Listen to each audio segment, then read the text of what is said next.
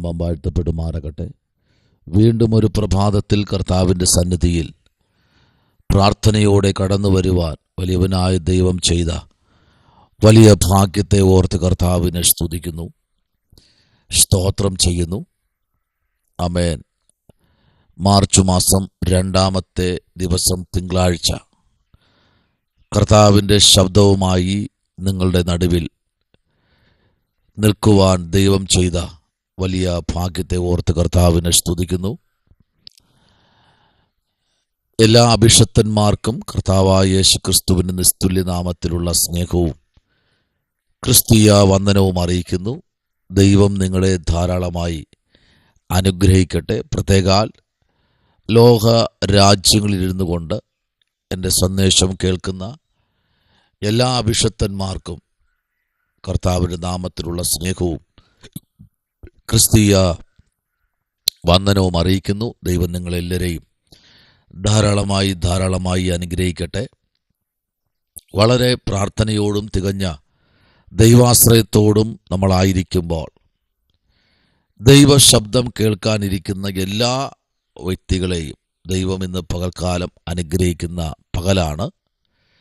കാരണം 3-ാമത്തെ മാസമാണ്, 2-ാമത്തെ ദിവസം. ഈ മാസം പ്രാപിക്കേണ്ട സകല വാഴ്ത്തത്വങ്ങളും സകല അനുഗ്രഹങ്ങളും ഈ ദിവസങ്ങളിൽ തന്നെ പ്രാപിച്ചെടുക്കുവാൻ സർവശക്തനായ ദൈവം അതിൻ്റെതായ നിലയിലുള്ള വഴികളും വാതിലുകളും ദൈവം തുറക്കേണ്ടതിന് വളരെ പ്രാർത്ഥനയോടെ നമുക്കായിരിക്കാമല്ലോ. ഈ പ്രഭാതത്തിൽ അല്പനിമിഷം ചിന്തയ്ക്കായി സങ്കീർത്തനങ്ങൾ 41 അതിൻ്റെ 10.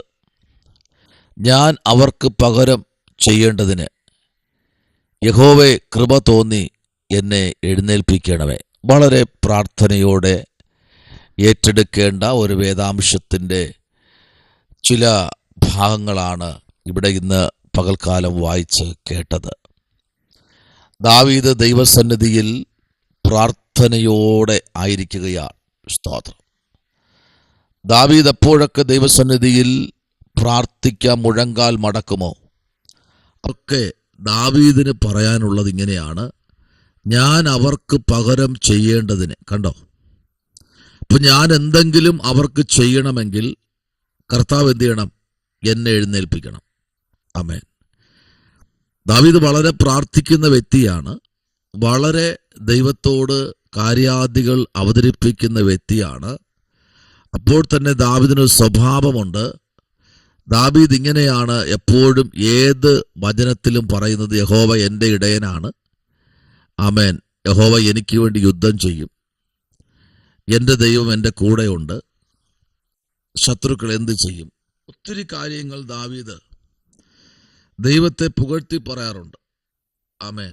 അതുപോലെ തന്നെയാണ് ഇന്ന് പ്രഭാതത്തിലും നമുക്ക് പറയാനുള്ള ഒറ്റ കാര്യം ഇത്: കർത്താവേ, നീ എന്നെ എഴുന്നേൽപ്പിക്കണം. Price the Lord. കുറച്ച് നാളുകൊണ്ട് ഇങ്ങനെ ഭാരപ്പെട്ടിരിക്കുക. നീ എന്നെ ഒന്ന് എഴുന്നേൽപ്പിക്കണം ഇന്ന് പകലിൽ. ദാവീദ് അവിടെ 2 കാര്യം പറയുന്നു. ഒന്ന്, കർത്താവ് എന്ത് ചെയ്യണം? ഞാൻ അവർക്ക് പകരം ചെയ്യേണ്ടതിന് യഹോവ കൃപ തോന്നി എന്നെ എഴുന്നേൽപ്പിക്കണമേ. ഒന്ന്, കൃപ തോന്നണം. സ്തോത്രം. 2, എന്നെ എഴുന്നേൽപ്പിക്കണം. തൻ്റെ ഉദ്ദേശം, തൻ്റെ ആവശ്യം ഇതാണ്. ആമേൻ. ഹല്ലേലൂയ. സ്തോത്രം. എൻ്റെ ശത്രുക്കൾ എന്നെ ചൊല്ലി ജയഘോഷം കൊള്ളാതിരിക്കുന്നത്. അപ്പോ ദാവീദിനെ ചൊല്ലി ശത്രു എന്ത് ചെയ്യരുത്? ജയഘോഷം കൊള്ളരുത്. ഇതാണ് ദാവീദിന്റെ ആവശ്യം. അപ്പൊ ഇന്ന് പകൽക്കാലം നമ്മുടെ ആവശ്യം എന്താണ്? ആമേൻ. ദൈവത്തിന് ഒരു ദൈവപൈതലിനെ കുറിച്ചൊരു പ്ലാൻ ഉണ്ടാവുമല്ലോ.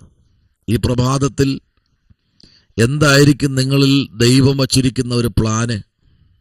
സ്തോത്രം. ചിലർ പറയുകയാണ്, ആമേൻ, സ്തോത്രം, ദൈവഭക്തനെ ഇന്ന് പകലിൽ പ്രത്യേകിച്ച് വലിയ പ്ലാനൊന്നുമില്ല, സ്തോത്രം, അങ്ങനെ പോകുന്നു എന്ന് മാത്രമാണ് ചിലർ പറയുന്നത്. എന്നാൽ ഇന്ന് പ്രഭാതത്തിൽ, ഓരോ പ്രഭാതത്തിലും ദൈവത്തിന് നമ്മെക്കുറിച്ചൊരു പദ്ധതിയുണ്ട്. അത് പലപ്പോഴും ശത്രു നോക്കി അതിനെ പൂർത്തീകരിക്കാൻ കഴിയാതെ പലപ്പോഴും ശത്രു അതിനെ എടുത്തു കളയാറുണ്ട്. സ്തോത്രം. എന്നാൽ ഇന്ന് പകൽ ദൈവത്തിന്റെ സാന്നിധ്യത്തിന്റെ മറവിൽ നിന്നുകൊണ്ട് പ്രൈസ് ദി ലോർഡ്, പലപ്പോഴും ദാവീദ് ദൈവത്തോട് കാര്യാദികൾ ചോദിക്കാറുണ്ട്. സ്തോത്രം. ദൈവം ദാവീദിന് വേണ്ടി അത്ഭുതങ്ങൾ ചെയ്യാറുണ്ട്. നമുക്കറിയാം, ഒത്തിരി വാക്യങ്ങൾ നമ്മൾ വായിക്കുമ്പോൾ ദാവീദിന് ഒരുപാട് അത്ഭുതങ്ങൾ ദൈവം ചെയ്തു. ശത്രുക്കളുടെ മുൻപാകെ ദൈവം ദാവീദിന് മേശ ഒരുക്കി. അവൾ കാണുക തന്നെ ദാവീദിന് തലമേൽ അഭിഷേകം ചെയ്തു. അവർ നോക്കി നിൽക്കെ തന്നെ ആട്ടിടനെ പിടിച്ച് രാജാവാക്കിയിരുത്തി. അതും ഇസ്രായേലിൽ രാജാവാക്കിയിരുത്തി. സ്തോത്രം. എല്ലാവരും നോക്കി നിൽക്കെ തന്നെ ഗോലിയാത്തിന്റെ തലയെ വെട്ടിയെടുത്തു. സ്തോത്രം. ഇങ്ങനെ വലിയ അത്ഭുതങ്ങൾ ദാവീദിൽ കൂടെ ദൈവം ചെയ്തതും ചെറുതൊന്നും അല്ല. 10,000 കൊന്ന ഗോലിയാത്തിന്റെ തലയൊക്കെ അറുത്തെടുക്കണമെന്ന് പറഞ്ഞാൽ അതൊരിക്കലും ഒരു മനുഷ്യന് അസാധ്യമായ കാര്യമാണ്. 1000 പേർ ചെന്നാൽ പോലും സ്തോത്രം, ഗോലിയാത്തിന് ഒന്നും ചെയ്യാൻ കഴിയില്ല. നോക്കൂ, ദൈവം ചെയ്ത അത്ഭുതങ്ങൾ നോക്കൂ. Price the Lord. ചെങ്കടൽ വറ്റിച്ചത് വേറൊരു അത്ഭുതം, യോർദാനെ വിഭാഗിച്ചത് വേറൊരു അത്ഭുതം. ഇതല്ല, അതിനേക്കാൾ വേറെ ഒന്നിനും താരതമ്യം ചെയ്യാൻ കഴിയാത്ത തലത്തിലാണ് ദാവീദിൽ കൂടെ ദൈവം തൻ്റെ കുഞ്ഞുനാളിലെ ചെയ്തു വന്ന അത്ഭുതങ്ങൾ. സ്തോത്രം. ചെറിയ ചെറിയ കാര്യങ്ങളല്ല ദാവീദിൽ ദൈവം ചെയ്തേ, വലിയ കാര്യങ്ങളാ. സ്തോത്രം. ഇസ്രായേൽ രാജാവായിരിക്കുന്ന രാജാവിന് എന്തിനാ ദാരിദ്ര്യമുണ്ടോ? ഇല്ല. വാക്കുകൾക്ക് ദാരിദ്ര്യമുണ്ടോ? ഇല്ല. Praise the lord. പടയാളികൾക്ക് ദാരിദ്ര്യമുണ്ടോ? ഇല്ല. കൊലയാളികൾക്ക് ദാരിദ്ര്യമുണ്ടോ? ഇല്ല. സമ്പത്തിന് ദാരിദ്ര്യമുണ്ടോ? അതുമില്ല. പക്ഷെ എങ്കിലും ദാവീദിന് നടത്തിയ ദൈവത്തെ ദാവീദ് ഒരിക്കലും മറക്കാറില്ല. എത്ര പദവികൾ കൊടുത്താലും പദവിയിൽ അഹങ്കരിച്ചു പോകാതെ ദൈവത്തോട് ചോദിക്കും. ഇവിടെ പറഞ്ഞ കേട്ടോ, ഇത് വായിച്ച വാക്യം കണ്ടോ, ഞാൻ അവർക്ക് പകരം ചെയ്യേണ്ടതിന് യഹോവേ കൃപ തോന്നി എന്നെ എഴുന്നേൽപ്പിക്കണമേ. കണ്ടോ, പ്രൈസ് ദി ലോർഡ്. എത്ര എളിമയോടെ സംസാരിച്ച് നോക്കിയേ. ഞാൻ എന്തെങ്കിലും ഒരു വാക്ക് അവർക്ക് പറഞ്ഞു കഴിഞ്ഞാൽ പ്രൈസ് ദി ലോർഡ്, ഹല്ലേലൂയ, അത് നിന്റെ അനുവാദത്തോടുകൂടെ ആണെങ്കിൽ, കണ്ടോ ആ വാക്കിൻ്റെ ആ ആഴം കണ്ടോ, നിന്റെ അനുവാദത്തോടുകൂടി യഹോവേ, നിന്റെ ആ അധികാരത്തോടു കൂടി ആണെങ്കിൽ ഞാൻ പേടിക്കേണ്ടതായില്ല. സ്തോത്രം. ഹല്ലേലൂയ. നിന്റെ അനുവാദത്തോടു കൂടി ഞാൻ പറഞ്ഞാൽ എനിക്കറിയാം 100% അതിൽ വിജയം എനിക്ക് തന്നെ. ഇത്യാദി കാര്യങ്ങൾ ദാവീദ് ദൈവസന്നിധിയിൽ ചെന്ന് മുഴങ്കാൽ മടക്കി ദൈവവുമായി സംസാരിക്കുക. ഒന്നാമത്തെ വാക്യം നമുക്കറിയാം, എളിയവനെ ആദരിക്കുന്നവൻ ഭാഗ്യവാൻ. കണ്ടോ, അനർത്ഥ ദിവസത്തിൽ യഹോവ അവനെ വിടുവിക്കും. ദാവീദിന്റെ ജീവിതത്തിനകത്ത് ദൈവം കൊടുത്തിരിക്കുന്ന ഓരോ പദവികളെ നോക്കിക്കഴിഞ്ഞാൽ ചെറുതൊന്നും അല്ല കേട്ടോ, വലിയ വലിയ പദവികളാ ദാവീദിന് ദൈവം കൊടുത്തേ. സ്തോത്രം. സ്വന്തം മക്കൾ വരെ ദാവീദിനെതിരെ തിരിഞ്ഞു.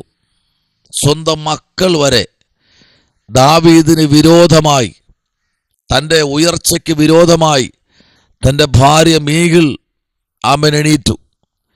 എല്ലാം ദാവീദിന് വിരോധമായി നിന്നപ്പോഴും, എല്ലാ ശക്തികളും ദാവീദിന് വിരോധമായി എണീറ്റപ്പോഴും ഈ പ്രഭാതത്തിൽ ഒരു കാര്യം വിളിച്ചു പറയാം. Price the Lord. യഹോവേ, എന്നോട് കൃപ തോന്നി എന്നെ സൗഖ്യമാക്കണമേ. നിന്നോടല്ലോ ഞാൻ പാപം ചെയ്തത് എന്ന് ഞാൻ പറഞ്ഞു. സ്തോത്രം. കണ്ടോ, ദാവീദ് അവിടെ തൻ്റെ കുറവുകളെ ഏറ്റുപറയുകയാണ്. തൻ്റെ കുറവുകളെ ഏറ്റുപറയുമ്പോൾ അവന് കിട്ടുന്ന സന്തോഷമെന്ന് പറഞ്ഞാൽ ചെറുതല്ല. വലിയ ദൗത്യങ്ങൾ ദാവീദിനെ ഏൽപ്പിക്കുമ്പോഴും ഓരോ ദൗത്യത്തിലും ദാവീദ് കൈ കൊടുക്കുമ്പോൾ, സമ്മതിക്കുമ്പോൾ അതിനകത്തൊരു ദൈവപ്രവൃത്തി വെളിപ്പെടുന്നുണ്ട്. ഞാൻ അവർക്ക് പകരം ചെയ്യേണ്ടതിന് യഹോവേ കൃപ തോന്നി എന്നെ എഴുന്നേൽപ്പിക്കണമേ. ഇന്ന് പകൽക്കാലം പറ, സ്വന്തമായി ഒരു സൈന്യം ക്രമീകരിക്കാതെ, സ്വന്തമായി ചില പദ്ധതികൾ മെനയാതെ, സ്വന്തമായി ചില കാര്യാദികൾക്ക് ഇറങ്ങിപ്പോകാതെ കർത്താവിനെ ഒന്ന് കൂട്ടുപിടിച്ച്, അപ്പാ നീ എൻ്റെ കൂടെ വരണം എൻ്റെ പിതാവായി, അപ്പാ നീ എൻ്റെ കൂടെ വരണം ഒരു സഹോദരനായി, എൻ്റെ കൂടെ നീ വരണമേ എന്ന് പറഞ്ഞ് കർത്താവിനൊന്ന് വിളിച്ച്, കർത്താവിൻ്റെ ശബ്ദമൊന്ന് കേട്ട്, ദൈവം ഇന്ന് പകൽക്കാലം ചില അധികാരികളുടെ ഹൃദയങ്ങളെ തിരിക്കുന്ന പകൽക്കാലം എത്രേ. ഹല്ലേലൂയ. അതവിടെ വായിച്ച ദൈവമേ, ആമേൻ, ഞാൻ അവർക്ക് പകരം ചെയ്യേണ്ടതിന് യഹോവയെ കൃപ തോന്നി എന്നെ എഴുന്നേൽപ്പിക്കണമേ. പ്രാർത്ഥിക്കാം. ഈ പകലിൽ നമ്മെ എണീപ്പിക്കുവാൻ ശത്രുവിൻ്റെ നേരെ ഒരു ആയുധമായി, ആമേൻ, അധികാരികളുടെ നേരെ ഒരു ആയുധമായി നമ്മെ ദൈവം എണീപ്പിക്കേണ്ടതിന് പ്രാർത്ഥിക്കാം. പരിശുദ്ധനായ ദൈവമേ, സ്വർഗ്ഗസ്ഥനായ പിതാവേ, വചനം കേട്ട എല്ലാ അഭിഷക്തന്മാരെയും അഭിഷക്തമാരെയും പിതാക്കന്മാരെയും കരങ്ങളിൽ ഏൽപ്പിക്കുന്നു. കർത്താവെ, ചില കിടരോഗികളെ ദൈവം എഴുപ്പിക്കുന്നതിനായി സ്തോത്രം. വളരെ ഭാരത്തോടിരിക്കുന്ന ചില വിഷയങ്ങൾക്ക് ദൈവത്തിൻ്റെ ആത്മാവിൽ ഉയർപ്പ് കൽപ്പിക്കുന്നതിനായി സ്തോത്രം. വചനത്തിൻ്റെ ശക്തി വെളിപ്പെടട്ടെ, അത്ഭുതം ചെയ്യും. യേശുവിൻ അൻപുള്ള നാമത്തിൽ തന്നെ. ആമേൻ, ആമേൻ. God bless you. ദൈവം അനുഗ്രഹിക്കട്ടെ.